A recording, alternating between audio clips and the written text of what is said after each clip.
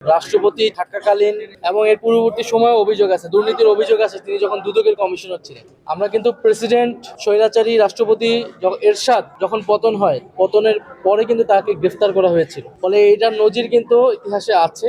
এখন স্বরাষ্ট্রমন্ত্রী এবং সরকারের পক্ষ থেকে যেটা বলা হচ্ছে, আমরা মনে করি এটা যৌক্তিক নয়, বরং তারা রাষ্ট্রপতির সাথে এক ধরনের যোগসাজশ আছে। এটা শুধু রাষ্ট্রপতির সাথে না, এটা যে আওয়ামী লীগের সাথে যোগসাজশ, এটা দিয়ে স্বরাষ্ট্রমন্ত্রীর বক্তব্য দিয়ে এটাই আসলে প্রতিমান হয়। তারা সেই যোগসাজশ করে নির্বাচনে এসেছে, ক্ষমতা এসেছে বলে তারা ফ্যাসিস্ট রাষ্ট্রপতির বিরুদ্ধে কোনো ধরনের ব্যবস্থা নিচ্ছে না। তারা নিবে কি নিবেন এটা সরকারকে নিতে হবে, নিবে কি নিবেন এটার উপরেই স্পষ্ট হবে ফ্যাসিবাদ সম্পর্কে তাদের অবস্থান কি।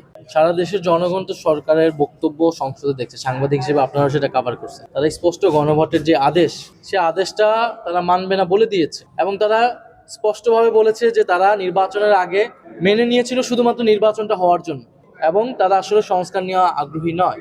এবং জুলাই সনদ অক্ষরে অক্ষরে বাস্তবায়নের কথা বলেও তারা সেখানে নোট অফ ডিসেন্ট দিয়ে রাখছে।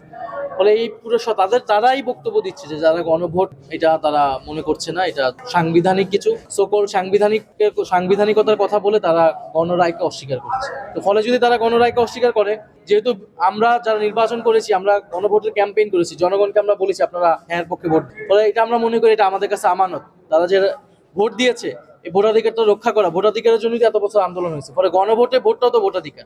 তাদের সেই রায়কে রক্ষা করা, সেটা বাস্তবায়ন করার জন্য আমাদের যতটুকু পর্যায়ে যেতে হয় আন্দোলন সংগ্রাম, সেটা আমরা দিয়েছিলেন জুলাইয়ের মধ্যে করার জন্য। আমরা এখনো কোনো আলটিমেটাম দেইনি। আমরা তাদেরকে বলেছি এটা যত দ্রুত তারা করবে তাদের জন্য তত দ্রুত, তাদের পরিণতি তত ভালো হবে।